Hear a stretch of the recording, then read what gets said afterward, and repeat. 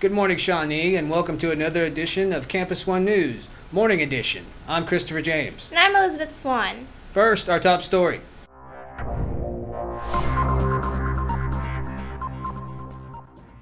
The two former Oklahoma educators that were arrested last year during a child exploitation case have entered pleas this week. Kimberly Ann Crane, a former third-grade teacher at McLeod Elementary School, and Gary J. Doby, a former professor at Oklahoma Baptist University, were scheduled for jury trials next week before the announcement. Both face charges of 18 counts of sexual exploitation of a child under age 12, 1 count of conspiracy to commit sexual exploitation, and 1 count of lewd molestation. Doby, who pleaded guilty to the charges, received 18 life sentences for the exploitation counts, 10 years for the conspiracy charge, and 20 years on the lewd molestation count. A life sentence is considered 45 years, and all the sentences are to run concurrently. According to the Department of Corrections, Doby must serve 85% of that term, which is about 39 years. Doby will be 104 before he is eligible for parole. The 46-year-old Crane, who also faced 11 charges of possession of juvenile pornography, entered a plea of no contest and could face multiple life sentences and a minimum of 25 years in prison. Kimberly Ann Crane is scheduled for pre-sentence and formal sentencing on March 22nd. And now to Elizabeth for headlines.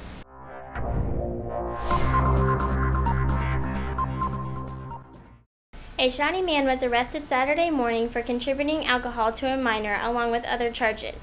51-year-old Jerry Dean Sanders was arrested when officers responded to a complaint of juveniles congregating after midnight at a residence on North Market Street. A total of 6 minors were apprehended and admitted to smoking marijuana and drinking alcohol. Several of the juveniles were taken to the hospital to be checked for alcohol poisoning and later returned to their parents. Sanders was arrested for social hosting, which is allowing minors to drink alcohol or use controlled substances within their residence, contributing alcohol to a minor, and possession of marijuana. Pottawatomie County deputies and Shawnee police responded to the complaint of a home invasion Friday at a residence at the 32,000 block of Homer Lane. The female occupant of the home near Shawnee Twin Lakes reported 3 Hispanic males knocking on her front door before busting in. The woman had a gun, pointed it at the men as they entered her home, causing them to flee the home in a maroon SUV. An area surveillance camera caught pictures of a vehicle and the possible suspects. Those pictures are being used in the investigation. Anyone with information is asked to call the Shawnee Police at 273-0989. Liz?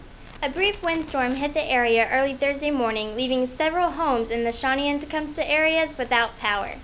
OG&E officials reported that as many as 3,000 customers could have been affected with the 2 circuits that were out due to the storm.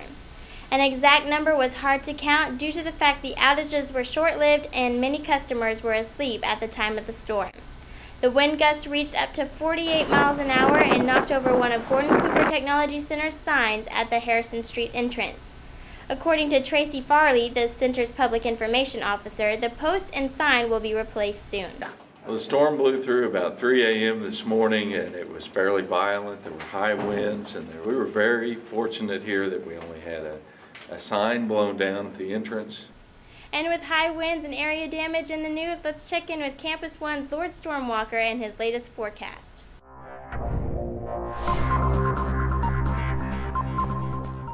Thank you, Elizabeth. And good morning, Shawnee. We can expect more winds for this week, and hopefully not as bad as last week. But the wind will be a key factor with all the rain we have been having. And taking a look at your 7-day forecast, it's nothing but rainy, windy, and cold.